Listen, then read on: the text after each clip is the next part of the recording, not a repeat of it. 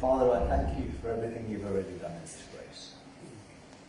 Lord, as we've considered your goodness, as we've been reminded of your word, as we've prayed, as we've sung, Lord, all of this is wonderful stuff. Lord, because you are right at the centre of it. And Father, I thank you that my friend Allen, Lord, that his heart is your heart. And Lord, I thank you for allowing us the privilege of hosting him here this morning, if I can put it like that. Lord, because we know that he is yours. We know a little of where he's come from, where he's at, what his hopes, dreams and aspirations are. But Lord, what's evident to me, above and beyond all things, is Alan's heart to share his story, to teach and preach, and to see other people experience what he has experienced, what I've experienced, what we've all experienced. So Father, would you just fill him, Lord, and would you just bless him, Lord, in Jesus' name. Amen. Amen. Come up, Alan. Me and Alan we've met very briefly before because we move or minister in some of the same halls. You know, Alan will tell you a little about that. So our stories in many respects are very similar. So we travel in different places in the same communities, but we hardly ever get an opportunity to spend time with each other. But the reason I wanted Alan to come and share his story was because I wanted you to come and share your story. But the thing that sold it for me, when I was in Cumbrae, Men United, is that what it was called? There was a lot of keynote speakers. Alan was one of them. And I saw people, doing their thing. And their thing was good, their thing was great. And nearly all of the time with God. But Alan hadn't been afforded the time that he should have been, to be honest. But that's not the point, because what struck me about Alan was not what he was and what he wasn't on the platform, and what he said or didn't say.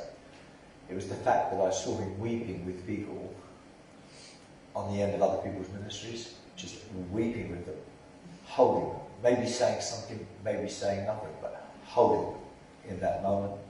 And I just thought, that's a good look, because it's not a look, it's a lifestyle.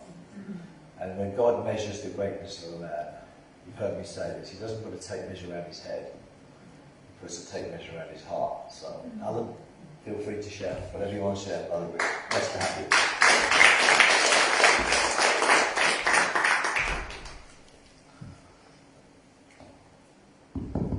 Good morning. Morning. Thank you for having me all the way down from Yorkshire. So I'm Allen Langham. I've travelled down from Doncaster last night to spend some time with my friend Alan and Jackie, and so thank you for welcoming me into your fellowship this morning. I weren't sure if I were going to be able to come because last Saturday one of our friends hung himself, and he did it in his son's bedroom, who died just a few months before, and he'd lost his father. So within a year, 18 months, the son, the father and the granddad had all died, and I'd not probably seen him for nearly 10 years now. So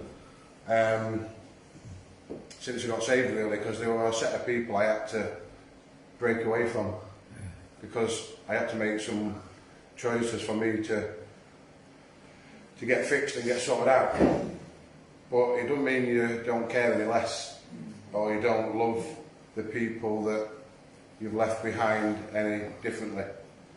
So I was laid in bed last Saturday night, about 10:30. I got a phone call from one of my friends, probably my best friend if I'm honest. And I thought, oh, this is late, this is not like him. He doesn't usually ring this late. And he rang me to give me the news. And straight away I knew in my heart two things. One, be careful. But two, you need to go and show love to these people who are hurting.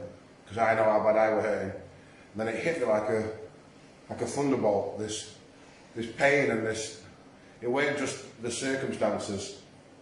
It's for me. It was a whole era had started at this guy's flat. You know, we all kind of congregated there as young people starting out, nowhere to stay. He's one of those guys that would, you know, give you a bed for the night or if he had £3, he'd give you £2.99.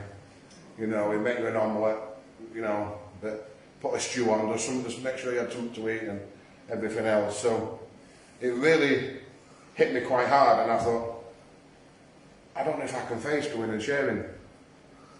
But then, and as I was reflecting through the week, I kind of thought, Lord, what do you want me to share on? You know, I don't really know what you want me to do.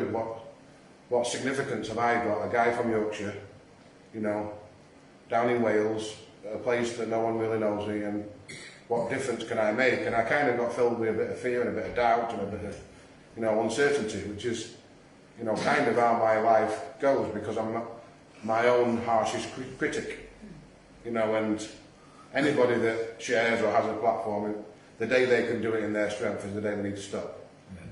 So literally, this morning, in the shower, I just kind of got where I needed to go with it. And so today, I don't want to preach at you. I want to talk with you, if that's all right. And I want to talk about the heart. I want to talk about the heart. So, in the Psalms, there's a beautiful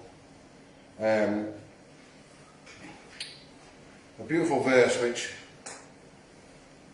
you know, I think signifies everything that I want to talk about today. So it says, he heals the brokenhearted and binds up their wounds. And in the Amplified it goes on to say, healing their pain and comforting their wounds. Wow. So let's put that in a little bit of perspective, because we're just entering into Holy Week. Everyone knows that, you know, today is a very significant day where, you know, the Lord entered into Jerusalem and there was a celebration. But what I always ask myself this question, what was Jesus celebrating? Because he knew where he was going. Nobody else did. They were expecting a knight in shining armour, but he came as the sacrifice. And as we've shared, you know, the bread and wine together this morning, it kind of signifies that Jesus knew he was going to the cross to die for me, for you, for everybody in this room, but not just, you know, at a point of sacrifice, but also that what could come from that. And I think that that's the biggest missing element in today's society, in today's church, is the fact that we're not meant to be walking around hurt and broken as we are. And that's what I want to kind of talk with you guys about this morning. I'm not going to stand here and preach at anybody. You know, I was the lowest of the low. I was a career criminal, an extremely violent, intimidating, bullying, nasty piece of work. I was a letdown as a father, a letdown as a man, a letdown as a person. I beat people up for money, I sold drugs. I was in and out of prison all my life. I kicked, punched, stabbed, spat, do whatever I could do to hurt people. I got a thrill out of violence, and I lived a horrendous life. But I wasn't always that way.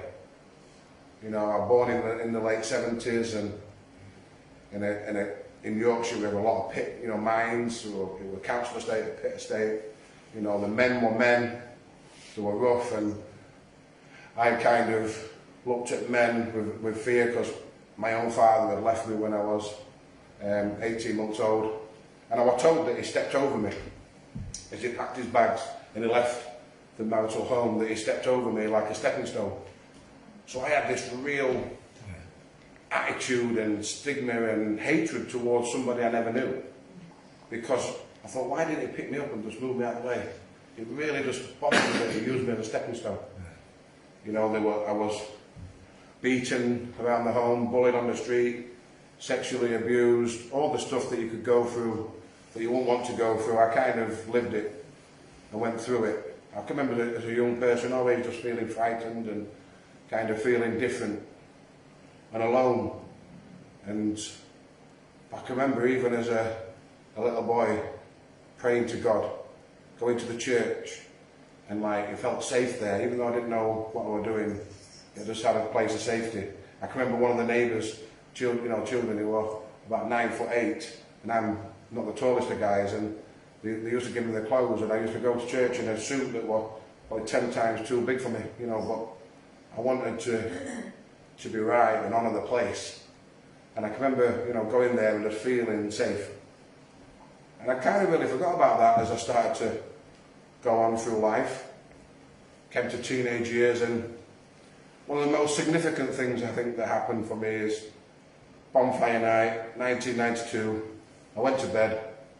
I woke up in the morning to the screams of my sister. I came running down the stairs, and my mum was dead on the settee. And, my whole life just changed from that day. Up to that point I was kind of the bullied, the weakest of the boys on the street, kind of, there were no male in the house. I was kind of the man of the house, and everything was done for my, 2 big sisters so I had like 3 mums, and I was spoiled, I was spoiled, but at the same time there was a lot of mixed messages because I was beaten, and, it was very difficult to kind of get any comprehension of what real normal love was. But the day that my mum died, was the day that rage entered my life, and I vowed that day I would never be a victim ever again.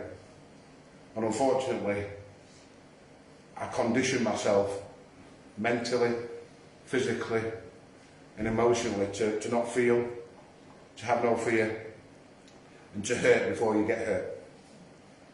And I set off on a one-man crusade to be some kind of gangster, and I don't think that lost little boy ever got found until just recently.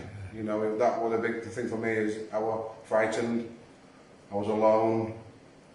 I could be in a room with 1,000 people, yet feel completely isolated and alone. There's no worse feeling than that, guys, to feel like you're alone in a crowded room.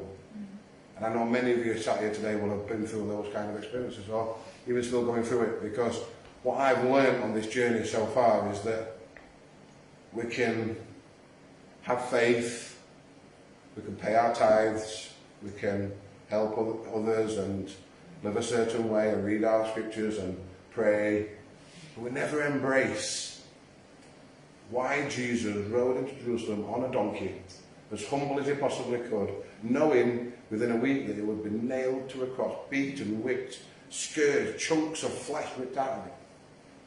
I've seen torture firsthand, because that was a life that we used to live. But to experience what he went through for us, in such a profound way, with a grateful heart, knowing that he could be risen from that, to give each and every single one of us the choice of freedom and the ability to then bind our hearts that are broken.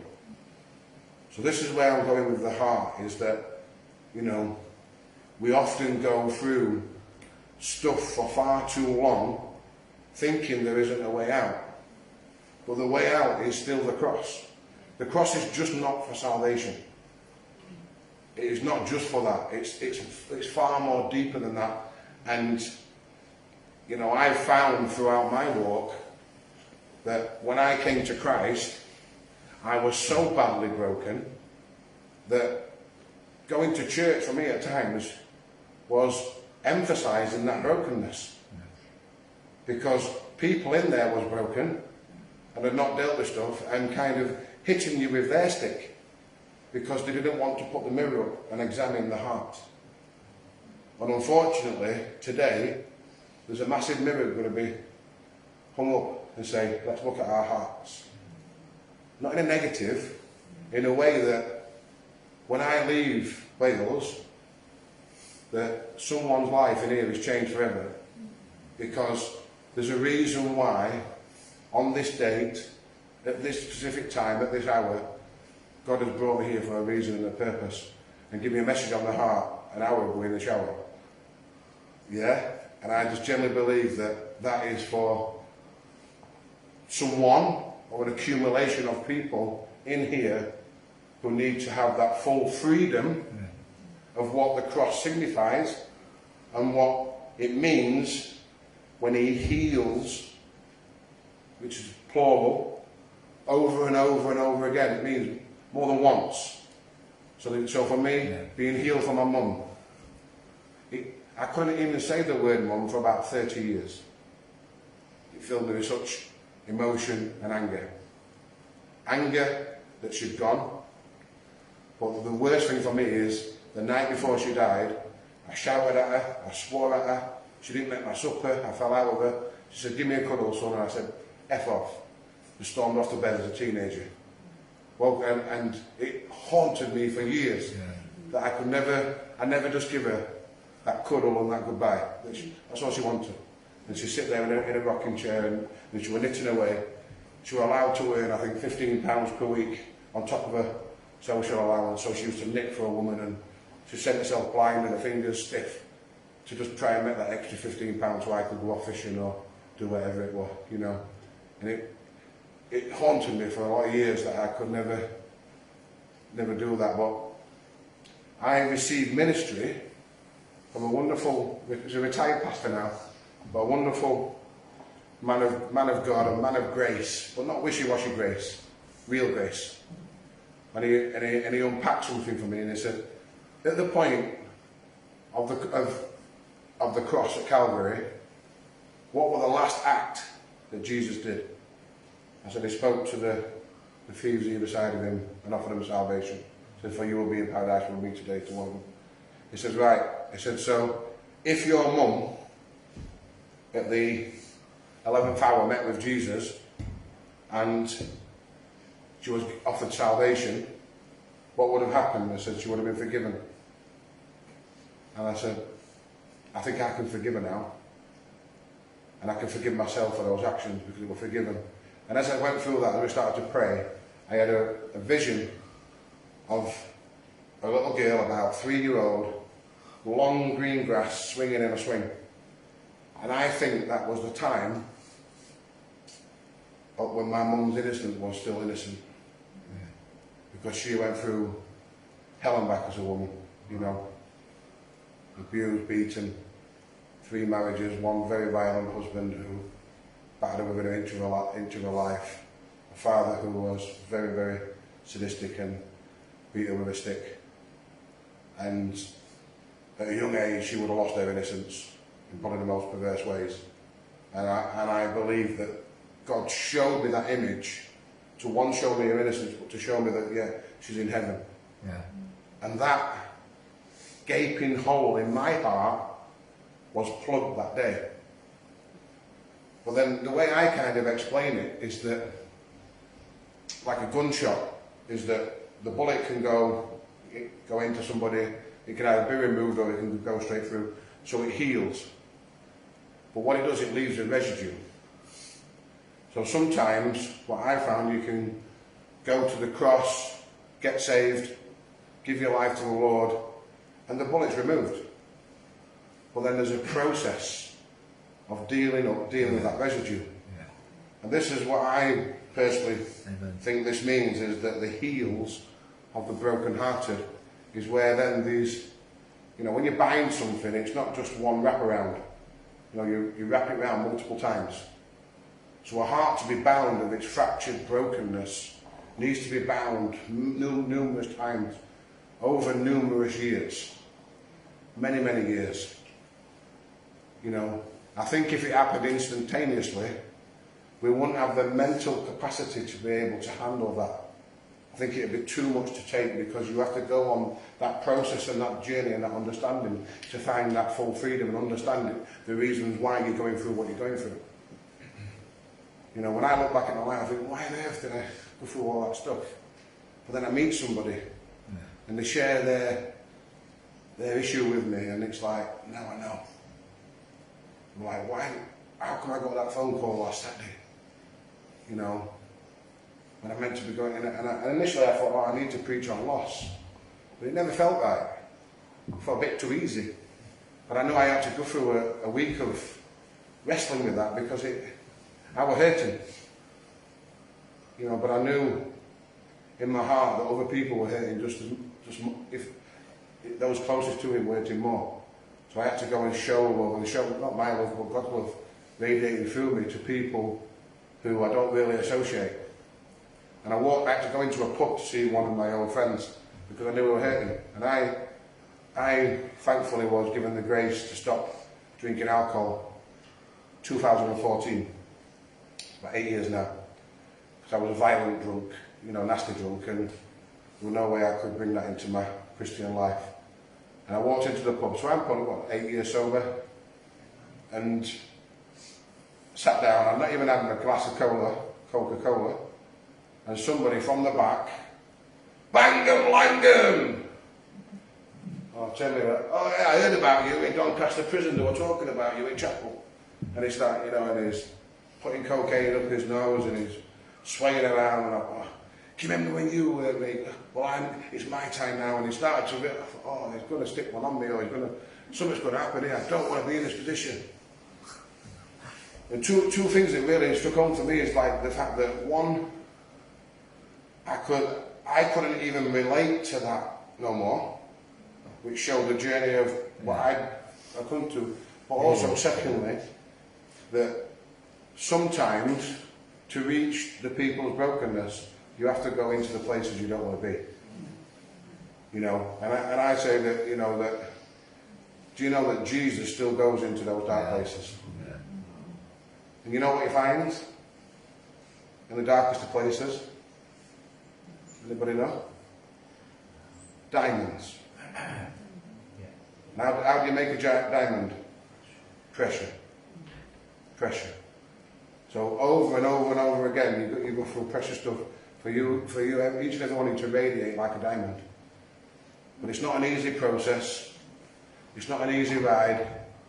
And sometimes you've got to go into those places that you don't want to go to. So today, that's what I really want us to emphasise on today, that I don't want nobody walking out that door today the same as what they walked in at. Because what's the point? What's the point in being here if we're just going to come together, smile, pretend everything's alright, sing some songs, take some bread and wine, throw a tenner in the bucket and get off home. And then go home, shut the door and cry your eyes out. Yeah. Or do something you shouldn't be doing, or whatever else it is. I'm not interested in the sin stuff. That's between you and God. He hasn't given me authority or judgment to start talking about sins, with people's sins. That's between you and God, and you and your accountability people. What he's taught me on is the heart, and restoration, and getting healed and getting restored, which for me started with my mum. Then we had to move on to my dad. And this was somebody who had not been around, had heard all the stories, what I'd been told, but I was yet to hear his version of events. So I think I was on my 3rd prison sentence, back just after the millennium, and I got an airmail letter from Ireland, and I opened it, and it was my dad's partner saying, look, we really want you to get to know you, and we've heard you in prison, we're sorry to hear that. And so I started to communicate by letter. And then when I was released, I got myself into a load of trouble. I thought, oh, I know, I'll go on the run to Ireland and go to my dad's, because I was, wanted for quite a nasty, violent offence and a robbery and all kinds of stuff. So I went into my local pub. Everybody had a whip round, give me a few quid to go on the run, and we had a good drink and a knees up, and then off I went the next day on my merry way to Ireland.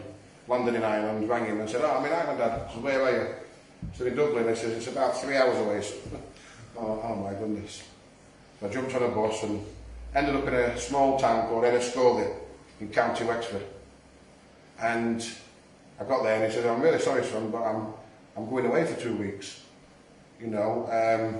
So we stayed. I saw him that night, went to one of his pubs, and he started trying to justify him not being in my life due to and kind of bringing my mum into it. I wasn't healed then. And as soon as he mentioned my mum, I went into the toilet and I beat somebody up in the toilet for absolutely nothing, because my dad had just mentioned my mum's name. Because it was so raw, and it was so... It wasn't even justification. I was violent. And if I hurt, somebody else had to hurt. That's the truth of it. I'm not going to try and justify it in any other way. And I came out of there a bit quicker than I went in, and right, Dad, I think we ought to get off now, sort of thing, because I knew I'd hurt him. And I went back to his house. He went off in the next day, and he went away. And one of my cousins from the area came and took me out the following night. We beat a load of German tourists up, we beat a bouncer up. I got there, a car pulled up outside of me and said, "Blue knows you're as good as dead, get out of Ireland." I rang my dad, I says, "What does that mean?" He says, "Son, you've upset the IRA. I'm like, wow, I've been here 24 hours. I'm on the run. Within 48 hours, we're back in the same pub where they had the whip round for me, and Sunday, sorry guys, I'm back, because I think I'd rather face what I've got to face here in Doncaster than have the IRA get me." And it's a bit of a humorous anecdote, but I was so badly damaged by the lack of relationship with him that just that brief meeting with him sent me on to carnage, because I was so badly hurting within inside. So with my mum, the healing was a little easier because she was dead. Yeah. It hurt that she was dead, of course, but I didn't have to see her again. I didn't have to have the conversation. I didn't have to go through those awkward silences. Yeah. Those, you know, the stuff. Anybody who's been restored with family members, it's a process. And over the last 20 years, we've gone through that stuff.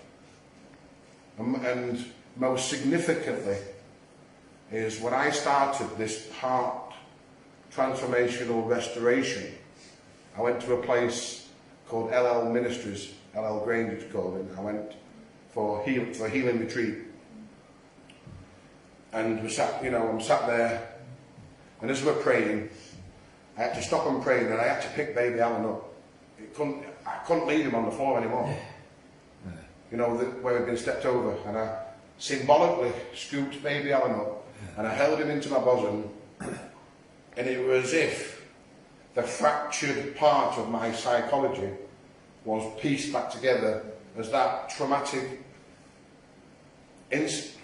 part of my life was clicked back into place, into my heart, and it went in. And that's kind of where the healing balm of Gilead, I think that's what that meant to me. That, hang on a minute, and that huge chunk that was put back into me, that piece of brokenness, that binding of that one particular, one of many traumas, started then. What I noticed then, spiritually and symbolically, my relationship with my father improved by we didn't have to do anything. It just started to improve. So something had shifted spiritually to enable us to start to have restoration. It wasn't without its issues. And then what I noticed is my dad then started getting rushed into hospital. And it was a bit, I suppose, what's the word, paradoxal, because in my heart of hearts, and I'm kind of ashamed saying this, it was easy if he died, because I know how to deal with death. Yeah. But I couldn't deal with this man who was alive in front of me, but all this stuff was happening to him. And I prayed him out of hospital about 5 times. Or the Holy Spirit touched him 5 times and got him out of hospital. But then what I noticed on the last time, it frightened him, he knew that he needed to make some change, so he stopped drinking. And he's been sober now 2 years, 2.5 years. But what I noticed as he got sober, such a generous, caring, loving, kind man started to emerge. Yeah.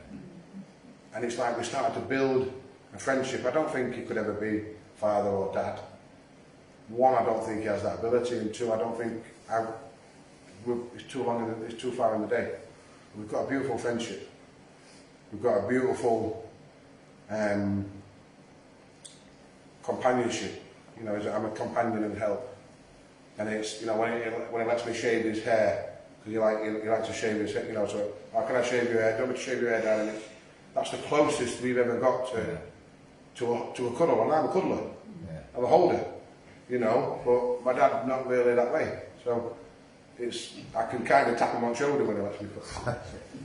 So, but he's started to, obviously, has started to really heal from that. And then this Christmas just gone, you know, he walked through my back door for our first ever Christmas together. I was 44 years, you know, 43 at the time, just before my 44th birthday. And that's the first ever Christmas we'd had together. But what, you know what it did? It undid that stepping over and walking out. Yeah. He walked back in. Yeah. 40 odd years later, Wow. Yeah. but he walked back in. And that day were like, you know, anything that could have gone, when the oven door fell off, as I was cooking the dinner, but I just laughed. It doesn't matter. You know, managed to make a dinner, and my son came and my daughter came, you know, and that solidified for me another heart fracture. You know, and this is the stuff that is happening over and over and over again. You know, that broken man in prison, just about to take my own life, because I couldn't see another way out, called on God, who he knew from a child, but didn't have any relationship with at all. Are you real? Are you with me? And are you hearing my cries of anguish? And if you are, put a white bird outside my window, because I'm so mentally messed up and got all these different diagnoses and that I need to know without a shadow of a doubt that you're real. And thankfully I didn't kill myself. I went to bed. I got up the next morning and I was stood at the window, and in slow motion the pigeon lifted up and the white bird sat down, and in my heart then I gave my heart to Jesus. And that's going up to nearly 10 years ago. And at that point, I was not healed, I was not fixed, I was not delivered, I was not set free, I was saved. Yeah. So, yeah? And this is where, again, I want to go with the heart. Yeah. Yeah? We're saying, give our heart to the Lord, it says. Give your heart to the Lord. So give him the heart. Right, what's he going to do with that now? He's got it in his hands. He's going to bind it. In one of the translations, the NLT, it says, he puts bandages on it. How beautiful is that? Bandages it. Because he knows that I've got a pretty nasty wound on my hand because I've had an operation recently. But when they first went in with a scalpel just after the operation, and they bandaged it. Why? One, to keep infection out, two, to, you know, but it's kind of, so that translation for me like signifies what he's doing. He's bandaging the heart because it's a process of healing and restoration. You know, many of you have faced those dark hours that I've gone through, of beatings, of sexual abuse, of divorce, of losing parents, of losing children, whatever it is that's your thing. We've all got it. And as we were worshipping this morning, there was an anointing that came over. Like I could feel the emotion, because that's God's heart revealing himself to you. Look, I don't want you to struggle no more. I don't want you to suffer. I don't want you to be in pain. I don't want you to go through another day like this. Let me bind it. Let me bandage it. Let me come into that darkness with you. Because the major healing breakthrough for me with my mum is when a minister took me back into the room where I found her dead, in prayer. And he said, this time he said, take hold of Jesus' hand when you go into that room. Oh my goodness, that, in my, what do you call it, mind's eye, I suppose. In my mind's eye, all I could see was brightness flood that room. And her body shift off that settee. And that one memory that held me back in life, because that's all I could remember. I couldn't remember half the time, but all I could remember was her laying on the settee. That memory, it vanished, it evaporated. You know, because it went in. There was another room in my house where I was petrified of it. And he said, this time let's take Jesus into there. And he took me in and he revealed why I was scared. I'm not going to share that. It's not for ears. but it was as bad as it gets. Why I was scared of that room. But I took Jesus in there, and something moved and shifted that day. You know, just Father's Day 2008, I kicked my best friend's door off and found him sat in his own wee and poo and he'd cut his own throat. He was a fighter, a cage fighter, an MMA thing, a businessman, a multimillionaire, big powerful guy. Me and him together were formidable. And people always used to say to me, how did he do it? Why did he do it? Why did he do it? He had everything. Why did he do it? Oh, I don't know. But 10 years ago, or 9 years ago, in that prison cell, at the point of desperation, I knew why. I know why he did it. And I could see a way out. I'm so grateful that at my darkest hour, I called on God and he answered. You know, and it wasn't, I'm putting God to the test. I needed concrete proof because I was mentally insane. Yeah. There's a difference. You know, and he needed to answer in such a specific way, because if not, he knows that I would have gone under suicide and gone to the other side, because I weren't saved then. Far from it, I was a long way from Jesus. But when he then came into that prison cell and broke those prison chains from me, I could then go on to start to build and develop a life. And what he's done over the last 9, nearly 10 years is rebuilt that life piece by piece, bit by bit. You know, and I love to stand there and say, you know what, I got saved in that cell, I left the prison, and it was wonderful. And I was gliding on air, floating, and it was all perfect. And guys, you know and I know that's not the case. What it gives me is a strength to be weak. Yeah. I'll say that again. Yeah. Enough strength to be weak, because I was a hard man. Yeah. So when you're a hard man, you think you can do it all. You think you've got to do it all. Because the day my mum died, and there was a guy next door who was an old sergeant major. And he came up to me and he grabbed me by the shoulder and says, young man, be a man. There's women present. Dry those tears. You know, not in a nasty way, that's his condition. He always used to have time for little Alan. He was a fantastic man. You know, and he'd spend time and show me his woodwork and do all different things. I remember him giving me a German holster that he took off somebody in the war, and he was a real... But he was an army man's man who you weren't allowed to show emotion or vulnerability.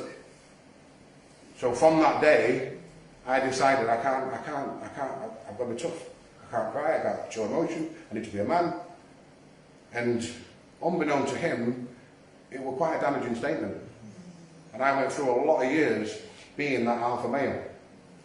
Beautifully, what God did upon my release is he set me up in a female fitness business. So I developed a company called Pink Ladies, and I used to train women. I used to be a pro rugby player and an alpha male gangster, and somehow I ended up surrounded by women. And all the elders and all the people at church were like, oh, this is not wise. You know, you're a single man. But I never looked at him in that kind of way. Well, I think God knew I needed a mum. You know, and he provided a mum in many, many women together, while he bound up that piece of brokenness of my heart around my mum. Within literally weeks of that healing from the wound of my mum, that business virtually closed.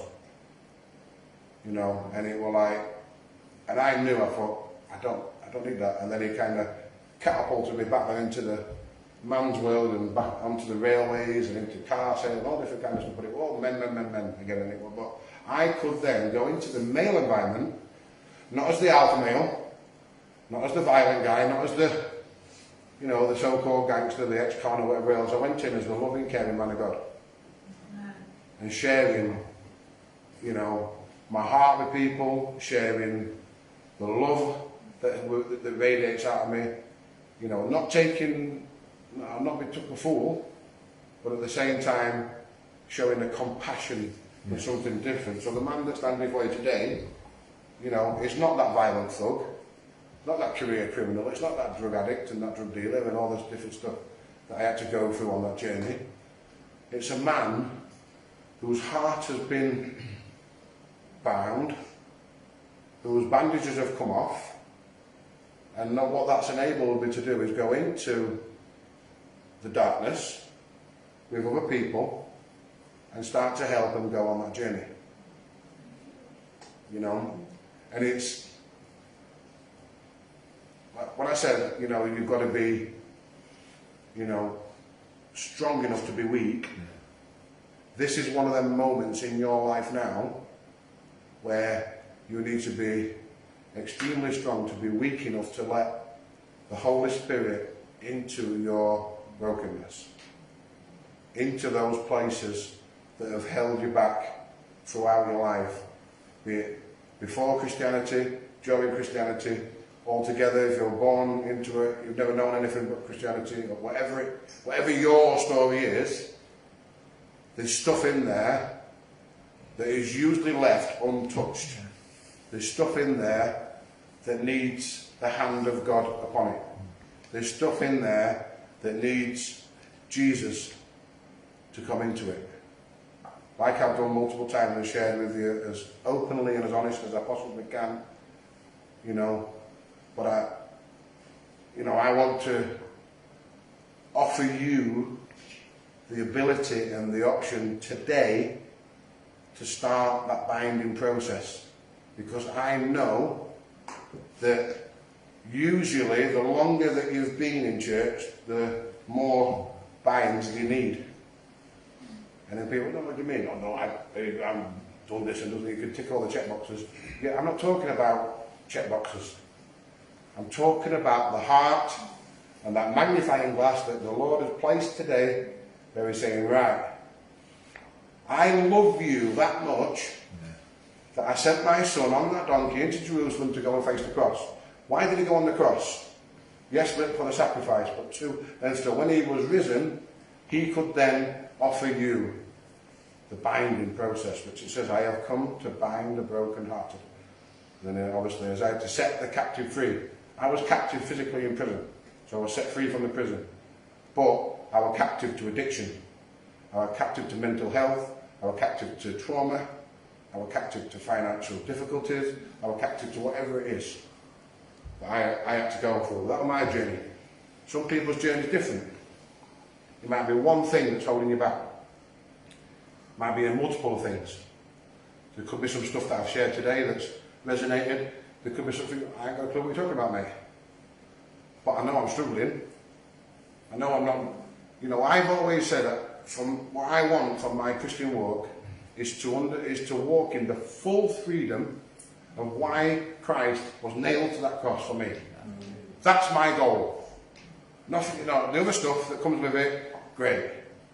But I want to experience that full freedom, because throughout my life, and I'll be straight honest with you guys, I've never felt that. I have never felt free because of my own stuff and my own issues. I remember sharing last night, me and Alan were talking, and we started to talk about, you know, our children and stuff like that. And I got up early this morning, you know, and I was sat there on the chair, and I was just looking through some pictures, because, you know, I hadn't seen my daughter for a couple of years, my eldest. And I was just looking at her, and I was saying, should I reach out? You know, and I was kind of just, but I felt that agony on me, that loss. You know what I mean? And our relationship had been restored supernaturally. And Alan made a dramatic point last night that sometimes home is not home. You've got to help them on their way to find their home. And it was like, boom, it hit me like a sledgehammer. Because I was like, hang on a minute. She's at home now. She's created her home with her cats, with a partner, and she's doing her thing. And that's okay. She's in a good place. I know that I couldn't even look at my dad for 20 years without wanting to punch him. Because I was broken. Because of what I was told he'd done. And his limits in my life with him not, you know, what he'd not done. And I can remember the only time he turned up when I was a young boy, 5 or 6, you know, and I was showing him my fishing equipment, and he got a little bit annoyed at me because You know, and, I'll pick you up at the weekend, son, I don't work weekends, ring this number. So I'm like telling everybody, I'm going to my dad's, you know. Everyone at school, all my friends, all everybody in the estate, anybody that listened, the shopkeeper, anybody. I'm going to my dad's. And then I walked down with a little bag, went to the phone box, because we didn't have phones in them days, we had a phone box. And I rung this number, and it was pub. Somebody, Allen, no, sorry, he's working, phone down. And I can remember sat there as a little boy, cross-legged, in floods of tears, next to this phone box. My mum and my sisters coming over and getting me from there, and I refused to move. I just sat there, just distraught. Because what had happened is that abandonment had been reinforced. And compoundly so. You know, and it kind of, when that happens when you're a young person, as you start to get older, you start to go into your lives, what happens is you start to take that stuff with you into your adult life, and take that baggage into stuff. We take that baggage into relationships, we take that baggage into friendships, we take those burdens and those hurts and scars throughout our lives. So what do we do about it? What's the solution? Jesus. Jesus. So today we draw a line, saying no more. You know, today I'm going to be brave enough to be weak, to start to receive the flow of the Holy Spirit, to start to restore my heart, to bind it, to bandage it. I don't know where you're at on your journey. You might see me again, you might not. You know, but you know, I'm a few hundred miles away, so it won't be every day. So let's, you know, use me to confide, to share, to whatever you need to do. But also, let's have some bravery today. But not in, look at me, some bravery to be weak enough to start this fiction journey, because, you know, it's very rare that the Lord kind of don't give me an idea where I'm going with stuff before I speak. It's not a normal talk that I give today I don't think I've given this talk ever in this way.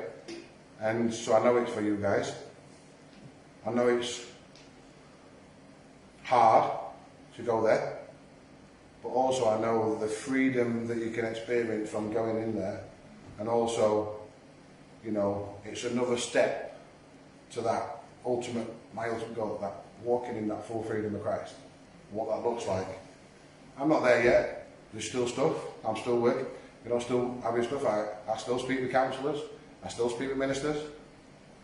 I still, you know, I've learned the value of that because I thought, I'm not right. And I'm not going to pretend I'm all right. Yeah. I used to do that before I got saved.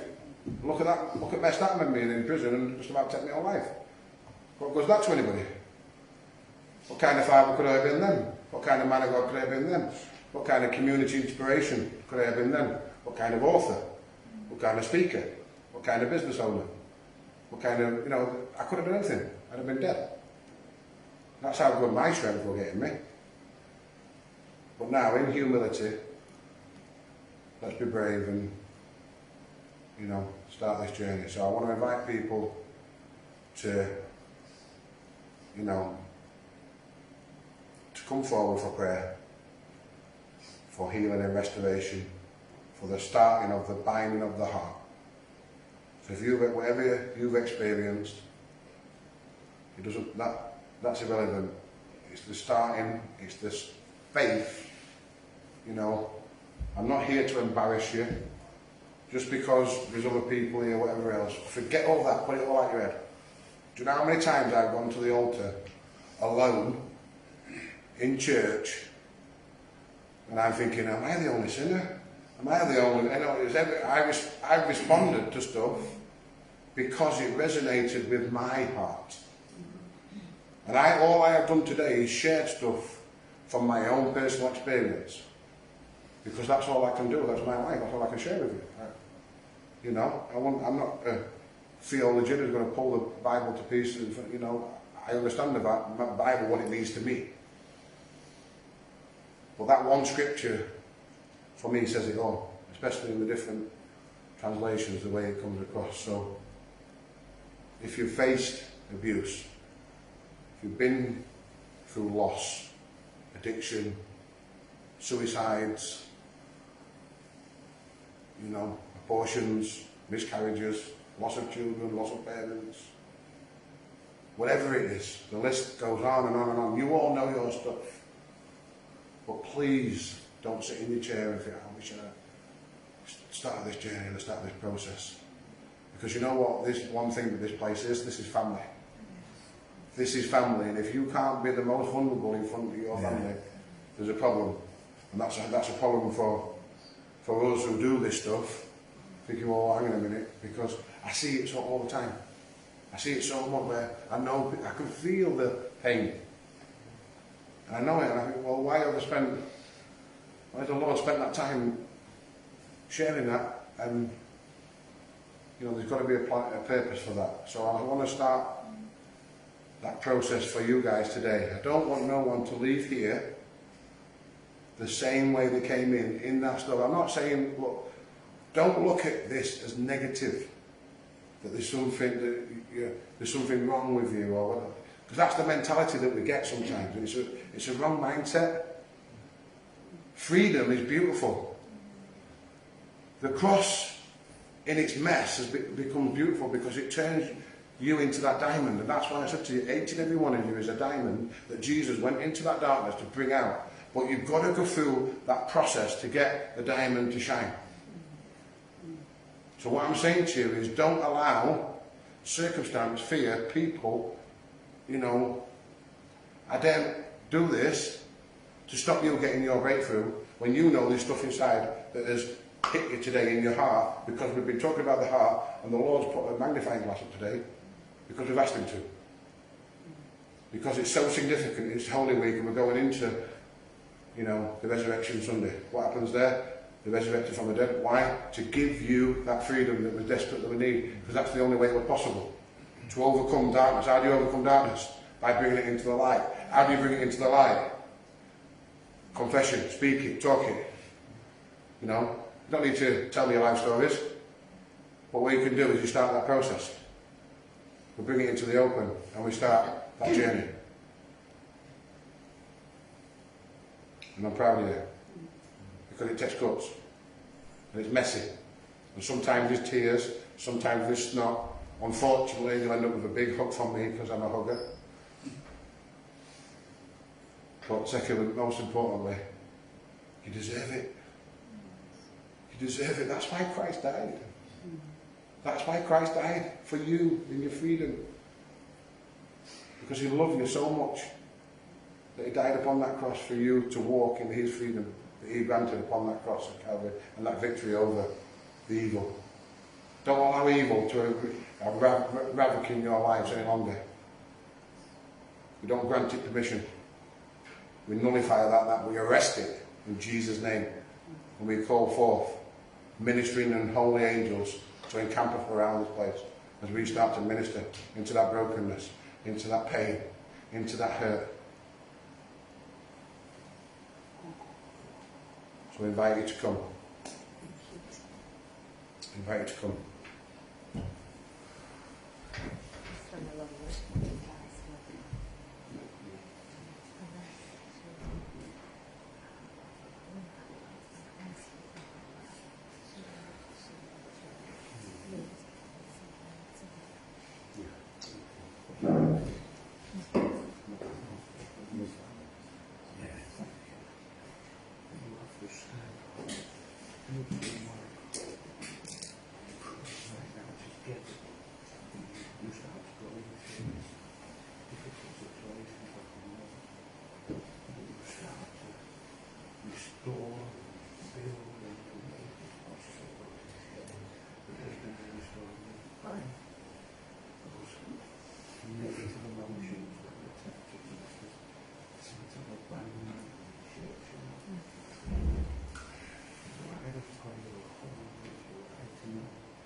Mm-hmm.